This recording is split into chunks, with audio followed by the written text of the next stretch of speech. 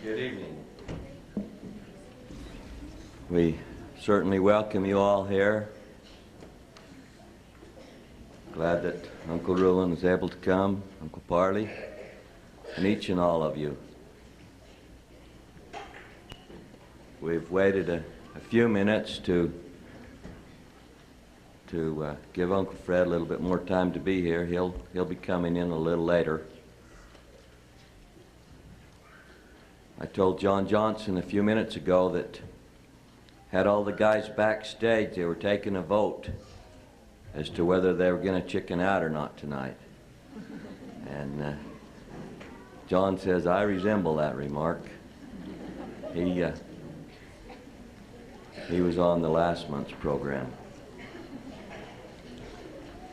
So we will begin with prayer and then the welcome springtime. You'll find some of the words to some of these songs folded inside of your program.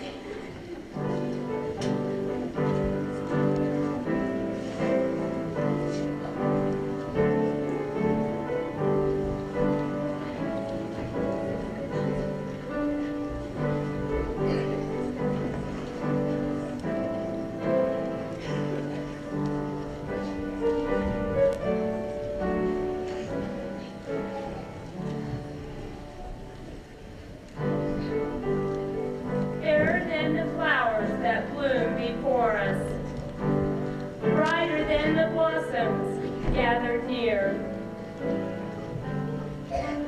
Dearer to the Father, watching o'er us, are his human flowers, the children here.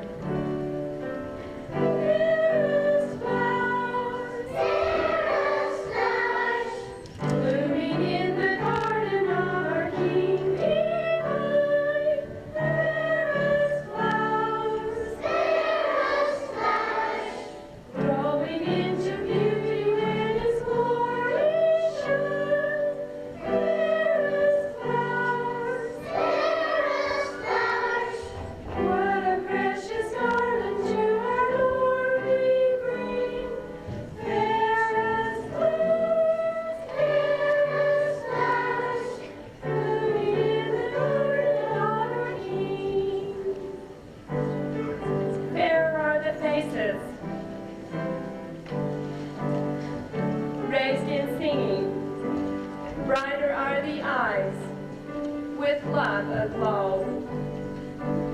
Dear are the lips, sweet praises bringing, than the choicest flowers that ever grow. Fairest flowers, blooming in the garden of our King divine. Fairest flowers, growing into beauty when His glory shine. Fairest flowers, what a precious garden to our Lord we bring.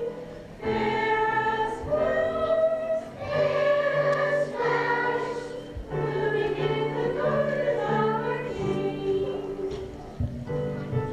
Fairest flowers of earth, God's loyal children, brightest buds of promise in His sight, dearest of His works to our Creator, kept with tender care, with royal might. Fairest flowers, blooming in the garden of our King divine. Fairest flowers, growing into beauty when His glory shine. Fairest flowers,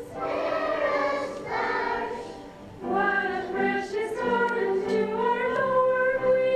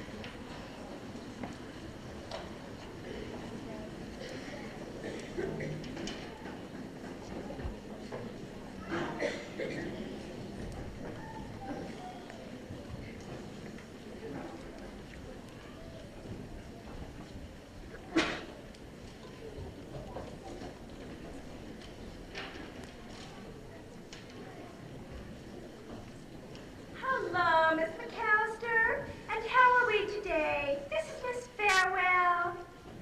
Yes, I just called to ask you about those rubber sheets. You haven't sent our last requisition up to us. Yes, I know. But will you excuse me for 1 minute? Will you please sit down? I'll take care of you in a moment. Hello, Miss McAllister. I simply must have 2 dozen pairs of safeties on the morning delivery. Can you hurry the whole thing up? Oh, yes, that was just one of those anxious fathers. Oh, you poor man. I know just how you're feeling. I just know I have that paper here somewhere.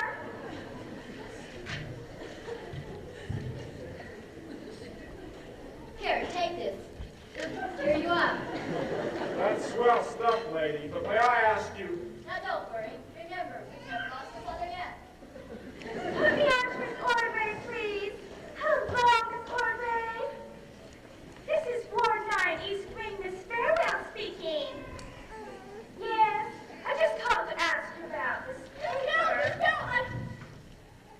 oh, you poor man. It's awful, isn't it? This is bad for me. Lady, I can't... Now, you know we can't do anything.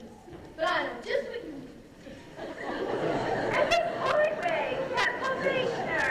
What is her name? Smith, yes, that's the one. This will do all the good in the world. That's the real Pepto-Bismol, all right. May I ask you... We've never lost a mother yet. Hello, Dr. Rentrap. The woman in 6 is asking for you. She says that you promised to see her this morning. Can't you ever keep your appointment? Yes, I'll tell her, but you know how they are. Miss Farrell, I don't know what to do about Mrs. Skinner before. She... Oh, what a shame. The waiting is the worst part, isn't it? I know what will help. Yes, of course. This is special prescription. Got the real taste, all right. May I ask you... We've never lost a father yet. And Dr. Rentrap, this woman is really making herself. Well, I mean, to say she's awfully anxious to see you. Sit down. It's something confidential. She won't tell me. Well, if you insist, I'll tell her. Another anxious father. Well, I see you are in bad shape. You take her, she won't mind, I promise. Need something to buck you up. What a lie. Goodbye, Dr. Rentrap.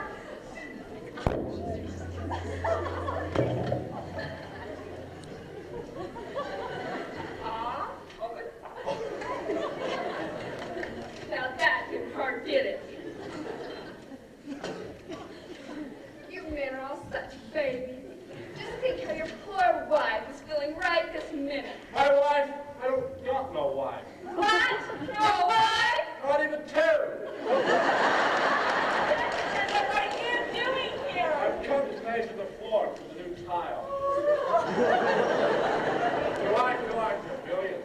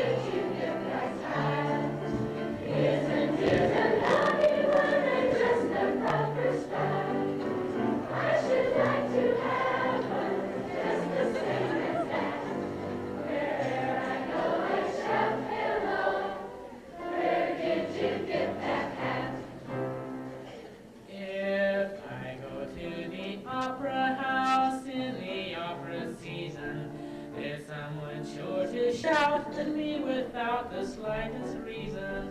If I go to a chowder club to have a jolly spree, there's someone in the party who is sure to shout at me.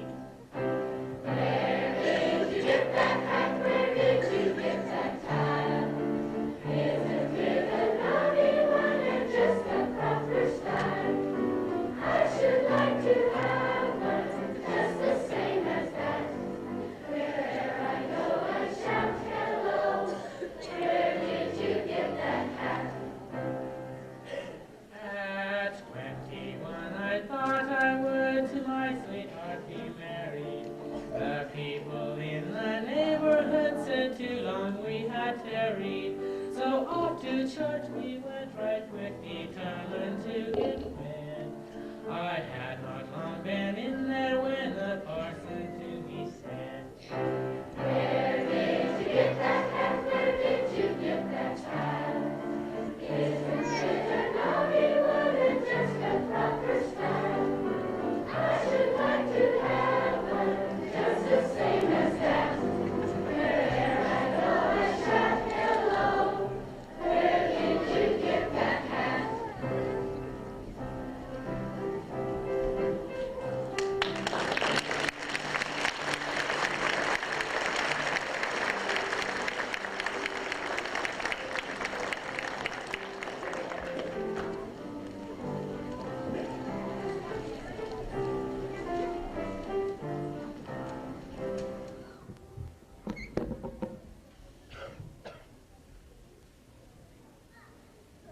This is the place where some of the kids said I should stay out here and talk. And last night, it was about like they reached a cane out and grabbed me around the neck and pulled me back in.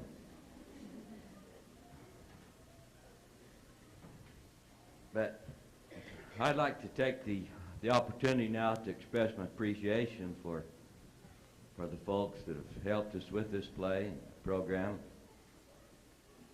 For those of you who may not know, this is kind of a community assignment to most of the people that you see on the stage tonight were born in the month of March. And already there's a group of people getting the April program ready, and gets to be quite a lot of fun. We sat together, called a couple meetings, and has anybody got any ideas or anybody volunteer? And we had a hard time getting 30 people together for 2 or 3 times. And finally we centered in on a few volunteers, you, and you. Charlie Cook was one of them. We volunteered him, but he's been a real good sport. But we have to accommodate these programs to use the talents of all the little children, the teenagers, and some of the old guys. And we have to adjust the schedule and the program so that a lot of people come in late the last couple of weeks of practice, so you have to try and adapt so that they'll have a part on the program. And that's the way it went with us. We decided at first that we would keep it simple, we'd keep it short, all those things, and then Mr. Murphy came along. I think he's a lawyer of some sort. But it's been kind of fun. Special appreciation to John and his family. They've done an extra lot of miles to accomplish their parts. And John put the program together, and I don't know what we'd have done without Connie and Vicki. They've herded a lot of children around for a long time. And we've had Judy, Linda, and all the mothers you've seen on the stage, and then there's been a lot of people on the home front that have supported this side of the program.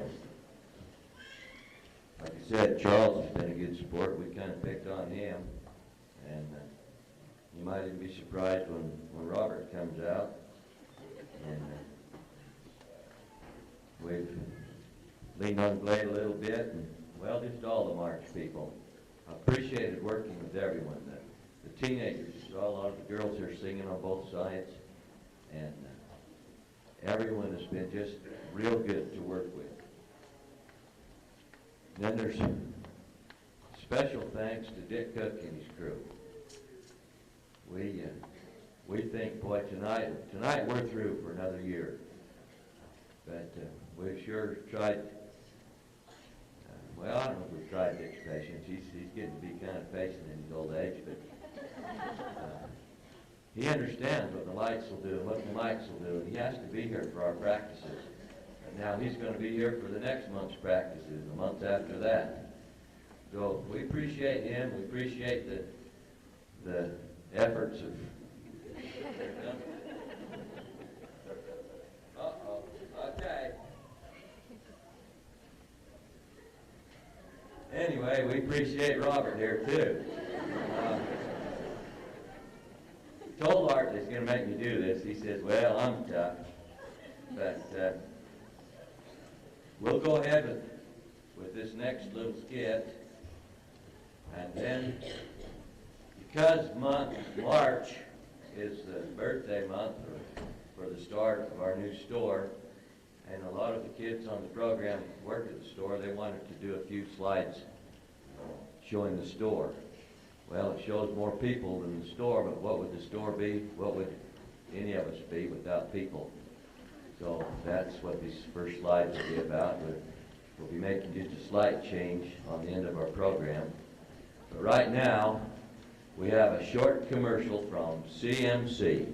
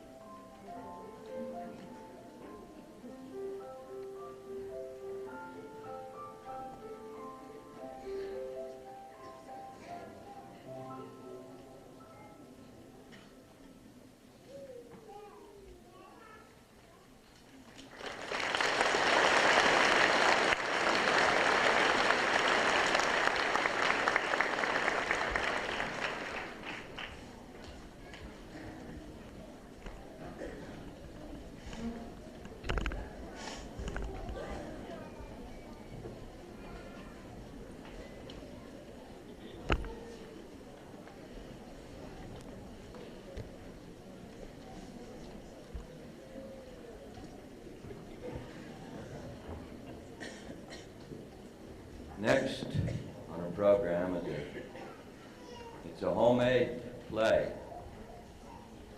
We've called it Susie's Faith. This was written by Aunt Margaret Jessup, and she's really been patient with us. This,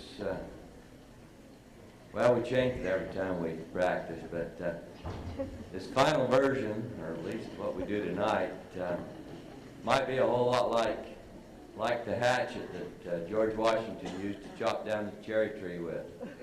It had about 3 different handles and 4 different heads, but it's the same hatchet.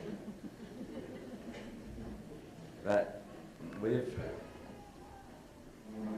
kind of rewritten it. Now Margaret's retyped it and rewritten and changed, and then we've adapted some songs to match and fit in. I got one job to do before we start.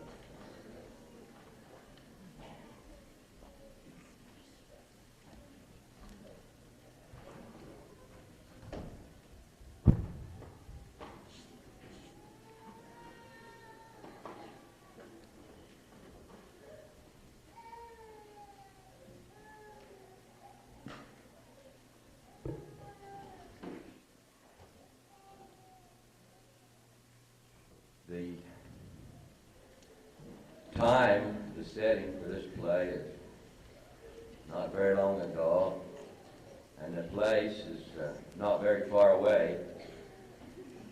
So we'll start in the kitchen late in the evening.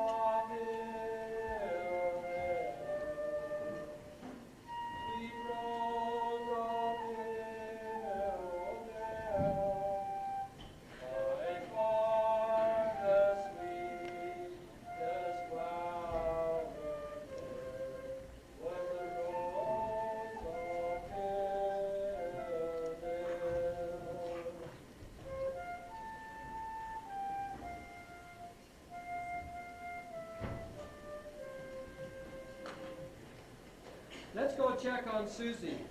She is still very sick. Oh, Father, I love the song to sing. Mother, will you write one for me? Yes, I will. But first I must finish the poem that I promised you. Will you have it tomorrow?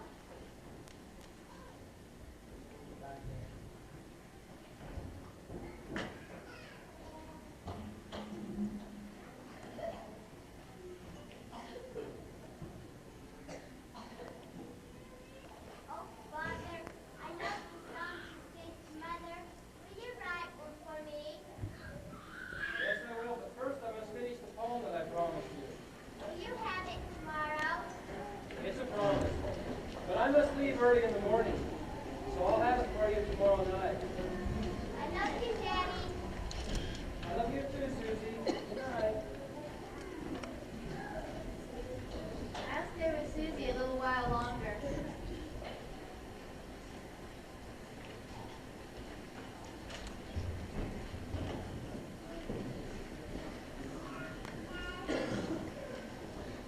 Now it's the next morning in Susie's bedroom. Good morning. And how's our sweet daughter this morning? Oh, Mother, I'm so very hot. Here, let me help you. Mother, after we watched the moon together last night, and then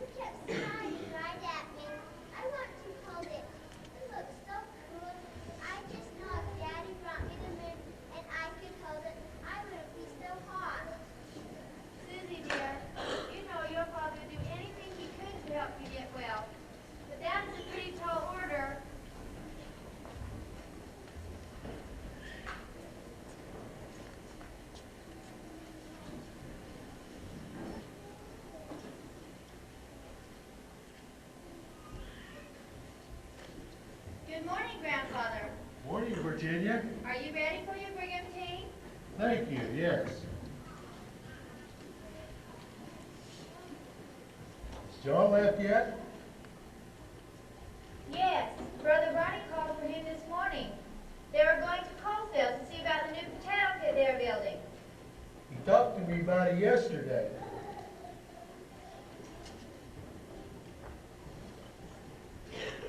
John asked the blessing when he ate. I thank you. Aha, your ribbons are not tied. Good morning, girls. Good morning, grandfather. Mother, how is Susie this morning? She is still very sick. I stayed awake thinking of her, and I prayed for her. Oh, I miss her chatter and questions. Me too, and all the exciting things you imagined. Well, Susie and I stayed awake last night and waited for the moon to come up. It was beautiful, just breathtaking. This morning she asked me if her father could bring her the moon. Oh, I don't know what to think. She has an idea it will help her to not feel so hot. The moon? My father can do anything. Oh boy, I want to be here when he does that.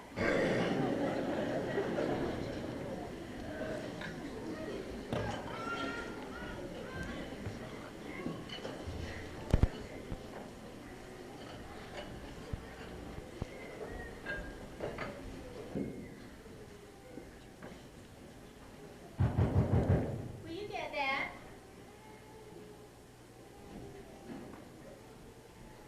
Hello, Janet. Hello, come in. It's good to come. Ages since I've been here. Come and sit down. Selma and I just came from town. We met Nancy here. Virginia, did you hear what Arnold is telling everyone? Why no, Gertrude? What does he say now? At Virginia, Arnold told our class, and he told the big kids at recess. And Arnold told them all. He bragged about it too. He said, mind you, that his father could do anything. And that his father was going to bring Susie the moon. Oh, Virginia, you certainly have built a faith in your children that their father can do the impossible. Just tell me, how are you going to correct Arnold's story this time and still have him believe in his father? He has broadcast this far and wide.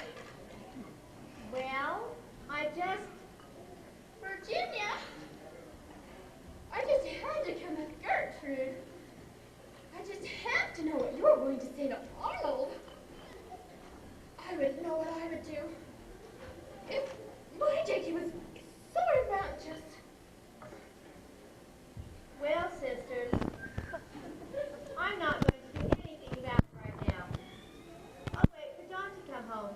He has a way of working things out. Virginia, you always defend your children when it comes to the confidence they have in their father. Now, if I were you, I would reprimand Arnold. I would spank that child. I would bring him back to reality. there goes the school bus. Here comes Mom and his friends. Mother, what are we going to do? Arnold told some of the kids and expected the whole school that Father's going to bring Susie the moon. Professor Durfee, our science teacher, talked about it the whole class period. He sure gave us the facts. Some of the girls laughed and asked if I could do everything just like my father. I hope you were a good sport. You didn't lose your cool, did you? We met Professor Durfee just as he was leaving school. He said he'd bring over some lunar information. See, Virginia, if you don't do something soon, Arnold will make it miserable for all of your children. Well, hello everyone. How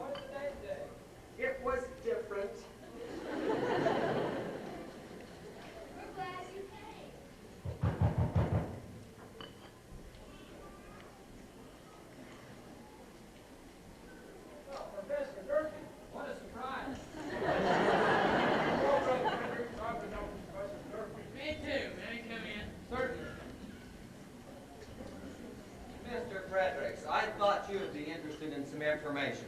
Fred and Frank and some of the other boys have programmed into this portable computer some facts about the moon. They got them from an astronomy text written by Dr. Will of Bousquet. Here, let me show you.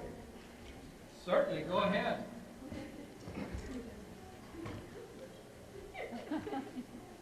The Earth's solitary natural satellite is a spherical mass of volcanic matter with a circumference of 10,927 kilometers.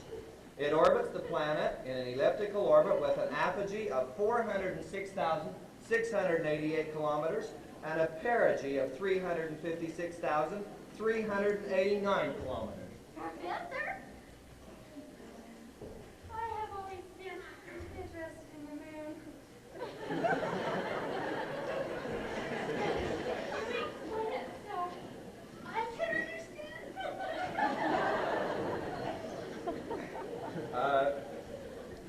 Certainly. It means if you could drive to it, the moon would be about a year-and-a-half drive away from here for a professional truck driver like Blake Jessup. It would take 10 days to drive around it. But you couldn't drive an ordinary truck because there's no air there. And it's certainly too big to give to a little girl. For example, if the Earth were the size of this basketball, then the moon would be the size of this tennis ball. Or an apple.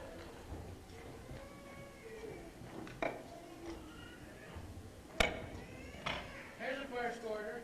Here's a half.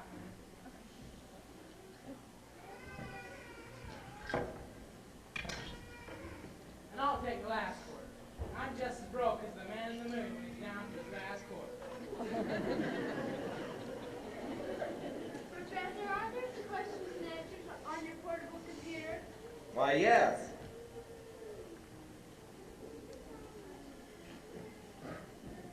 This certainly doesn't look like it came from Dr. Bousquet's book. Let me read it. How did the man in the moon catch his hair? Well,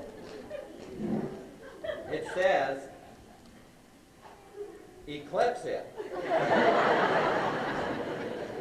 What is considered a Sonia restaurant like?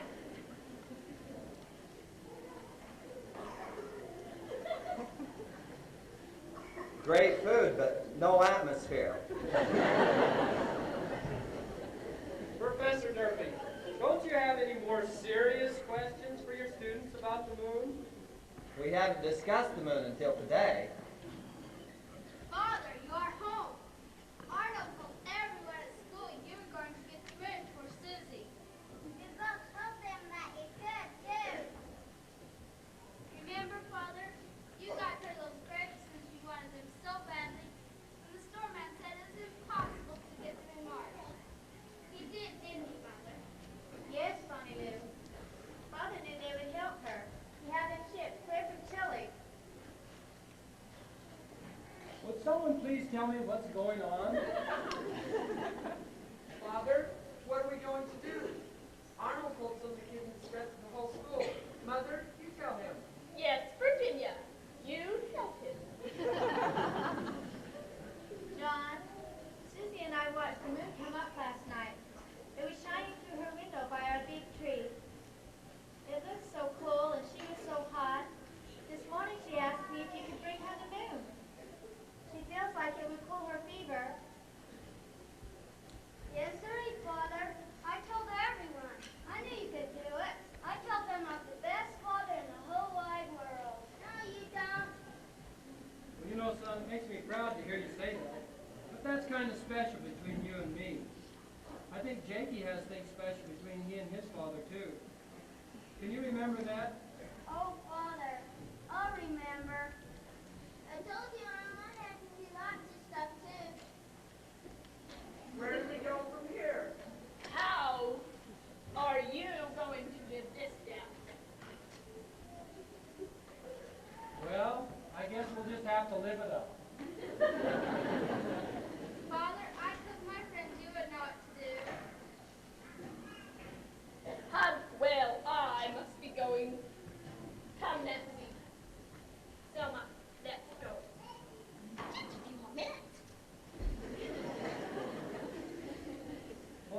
Professor Durfee. Your information was very interesting. But I especially liked your joke.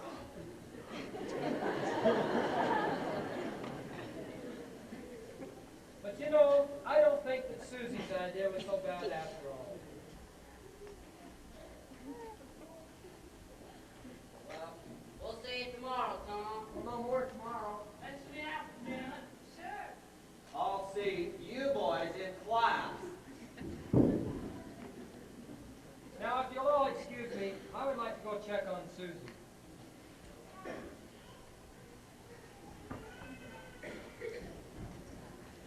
Father, you came. I missed you all day. Did you pray for me? I always pray for you, my little Susie. Father, I want to be Little Snowbird. Today I watched a little bird hop in the snow. She looks so cool. Then you shall be my little snowbird. Where's the poem you promised to bring? Right here in my pocket. Now close your eyes, see if you can see the picture I painted for you. I'm ready.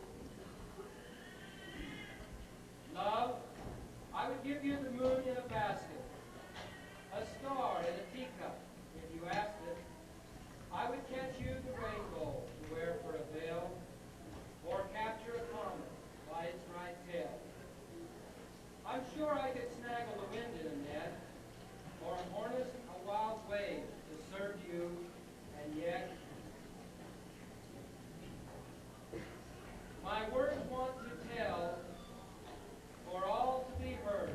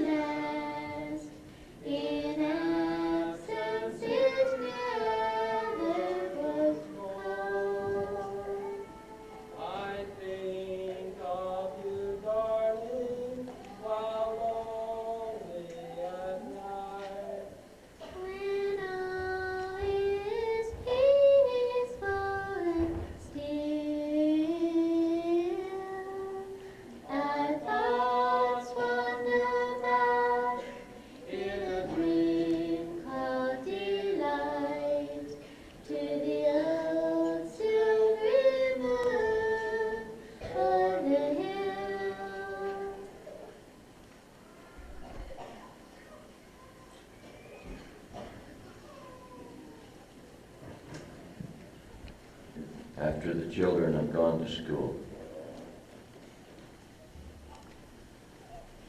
How is Susie this morning? Some better, I think. She is not as listless as she was. Her eyes are very bright. She does anticipate her father bringing her the moon. Grandfather, is this good for her? You bet it is. Giving her something to look forward to. You ask me, it's putting a spark of excitement through the whole town. I saw Bonnie Lou and Jakey running to the bus stop this morning. Those children seem to hang up on every word they said. They're just children. What about John? How will he handle it? Sometimes... Virginia, you know John has never let us stand him down. My son has imagination, all right, just like his children.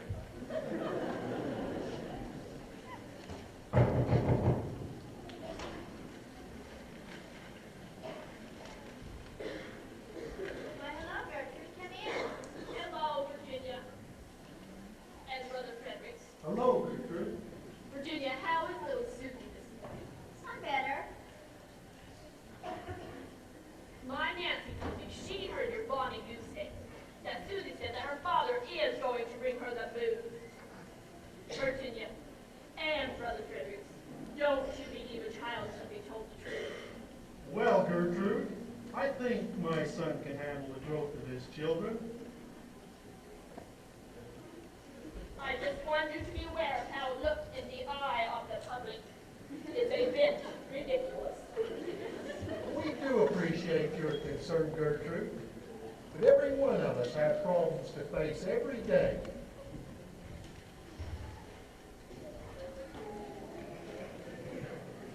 Gertrude, we need your faith and prayers. Did you pray for Susie this morning? Well, I had thought about doing that. But if you feel that I should, I surely will.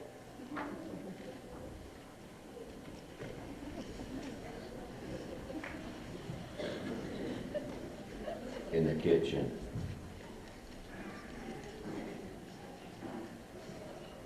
Good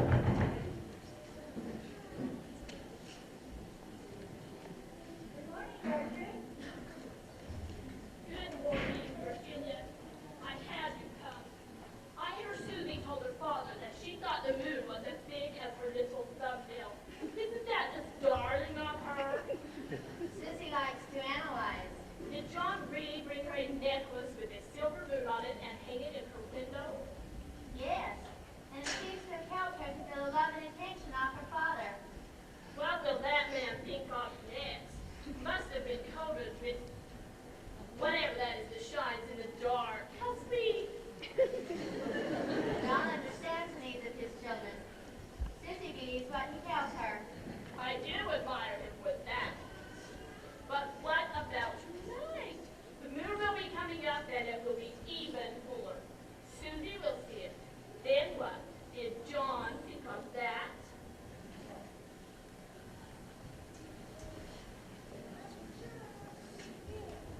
Susie, you look much better tonight. Mother said you had a busy day today. First, Arnold and Bonnie Lou came. Then Grandfather came. I was so glad to see him. Tom came in, then Aunt Gertrude came with Nancy. Well, what did all those people have to say? Arnold said that we have the best father in the whole world, but we should not brag to others, because their mothers and fathers are best for them. Sounds like Arnold learned a lesson. Nancy said that Grandfather told Aunt Gertrude that she should pray for me to get well. Father, I feel better. I have a secret to tell you. I have been saying my prayers that Heavenly Father would be good to Aunt Gertrude. Well, that was thoughtful of you, Susie. What did Grandfather have to say? Grandfather said that I am special and that you and Mother are special. I know you love me. Susie, look out the window there. Can you see the moon shining? It's caught right there in those branches again. What do you think about that? Oh, my wonderful Father, the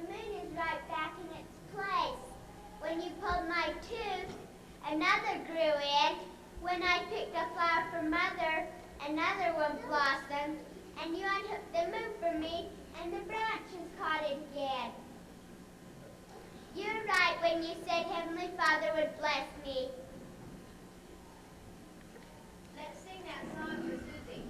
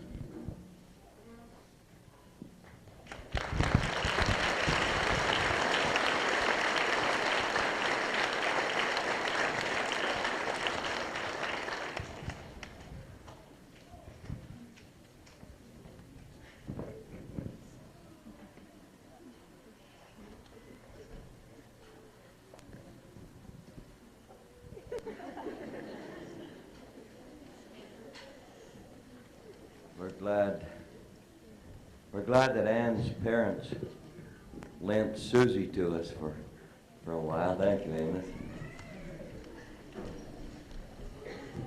Glade's one of our March birthday babies too.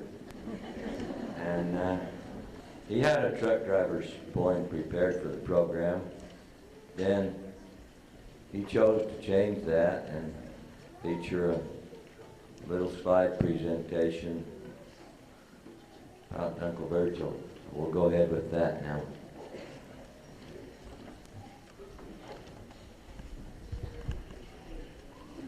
I got home from prison. It was in March, 11 years ago, that he was ordained a patriarch. And we've prepared this little tribute for him.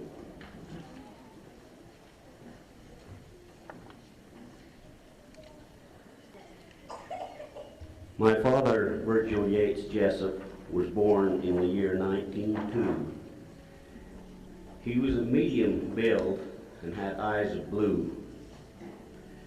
When he was a child, he looked like the girls, for he was 6 years old before they cut off those curls.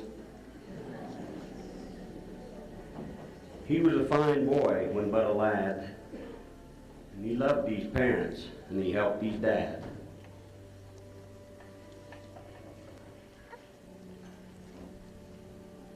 His family was respected in the town of Millville. But when his father entered plural marriage, persecution became real.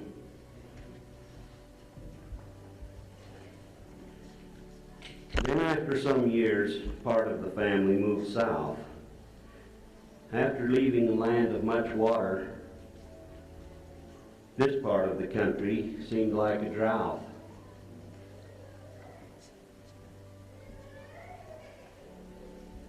When he was a young man, at that time of life, he found a girl who became his wife.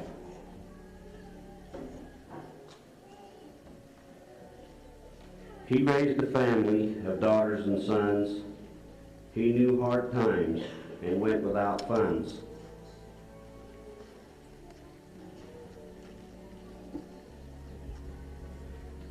But faith and hard work pulled him through.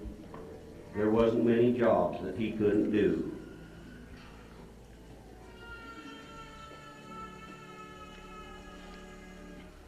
He was a blacksmith, a thrasher, and also a miller, a farmer, a horseman, and later a driller.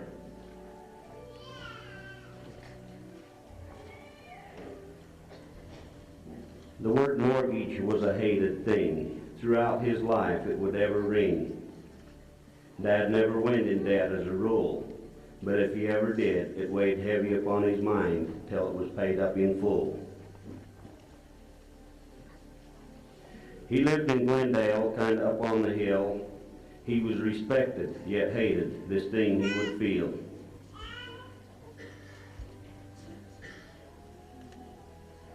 He had a homestead that he worked hard to build, and many men wanted it, but he wouldn't yield.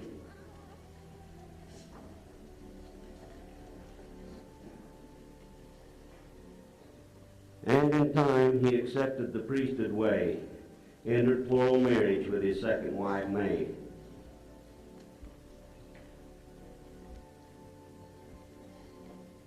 Through his life, he had joys, trials, and tears. He even went to jail for 2 long years.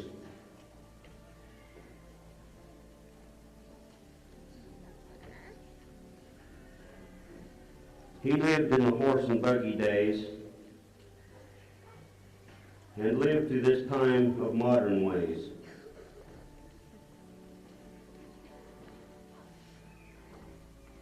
He was a man of God and honored his priesthood head. And with his spare time, many good books he read.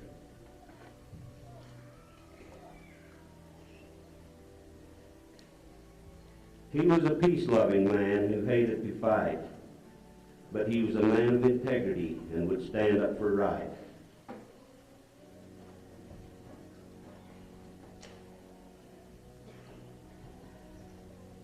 He was a city marshal,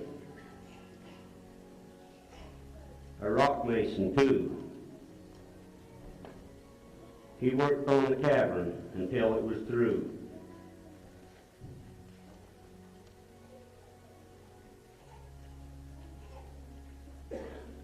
He was a man of unusual wit. When he said something funny, you didn't forget.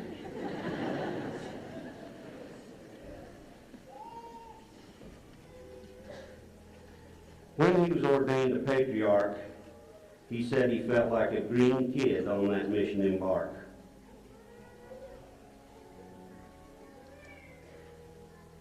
"499 blessings he gave. He talked at many funerals and dedicated many graves.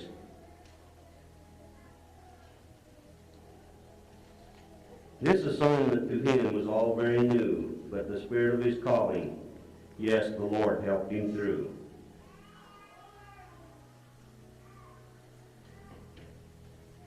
In his later years, at a ripe old age, it can truly be said he was a wise old sage.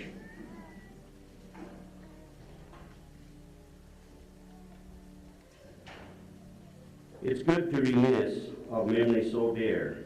In our hearts they'll linger year after year. This is Uncle Silmer on the left there, Dad in the middle, and Aunt Mattie Barlow on the right.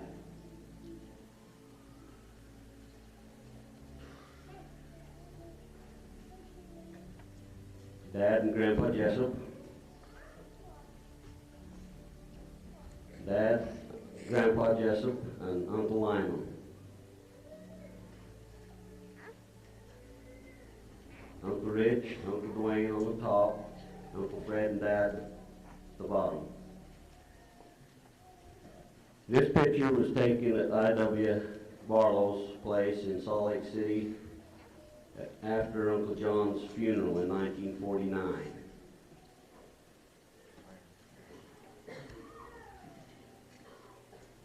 This is just on a work project somewhere, I believe, out in Carlin, Nevada, when Dad was working, building freeways, road construction.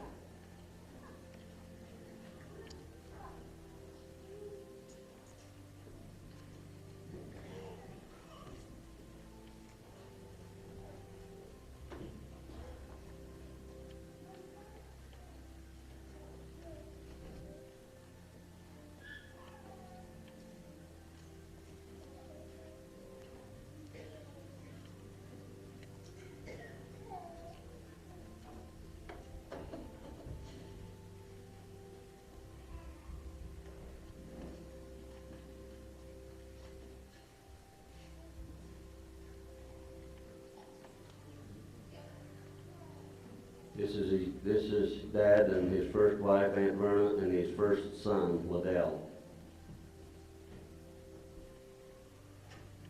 This is Aunt Verna.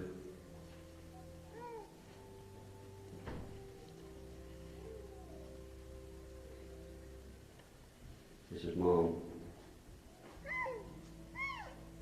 This is Mom, and the other lady I think is Aunt Rhoda Stubbs. I think that is in New Harmony, I'm not sure.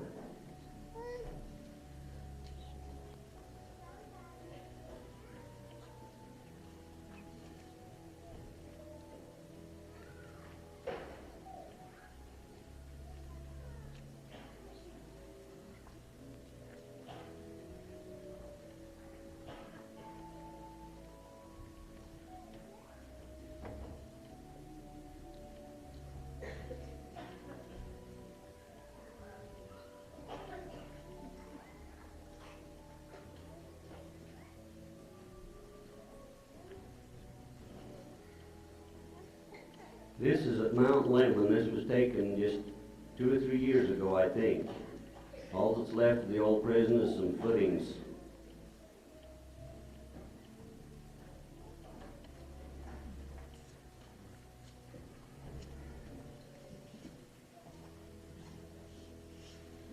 I think this was about his 85th birthday or so.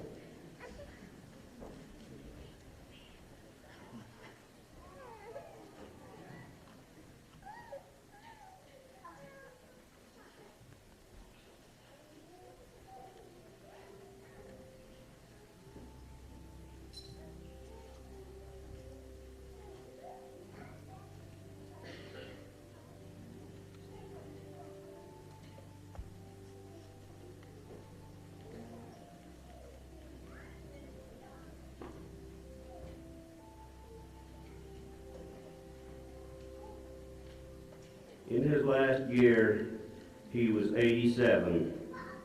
He has run the race and gone back to heaven.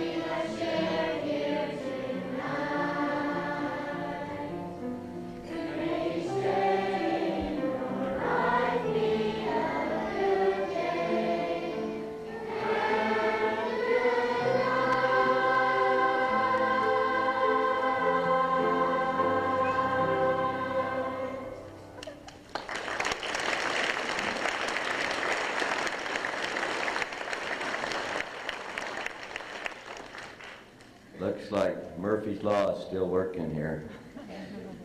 Before we have prayer, closing prayer, we have an announcement from Nephi, wherever he is. And also we'd like to thank those people that provided the music, the organ music, the flute, the piano, and then the crew that came in to do the makeup. We said, please come do some makeup and bring the makeup.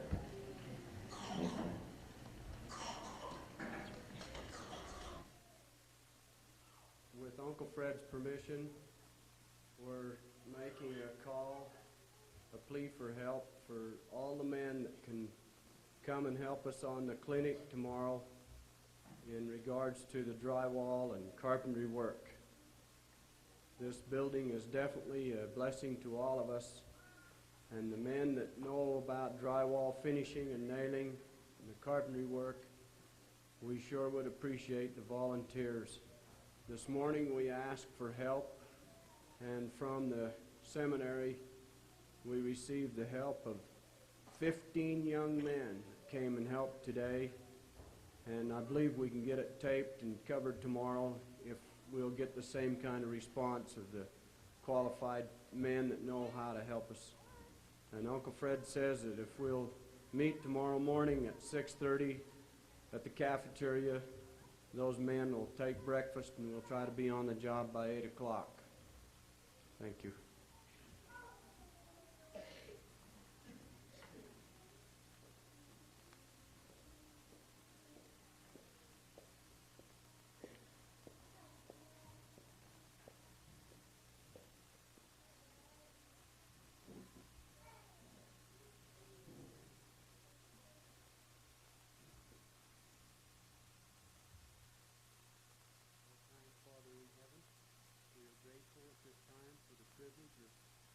Being here and witnessing this beautiful program.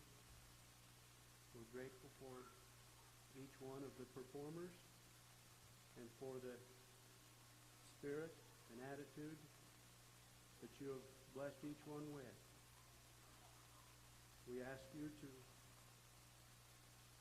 bless us, each one, with your spirit, so we can go forward and be an encouragement to each other in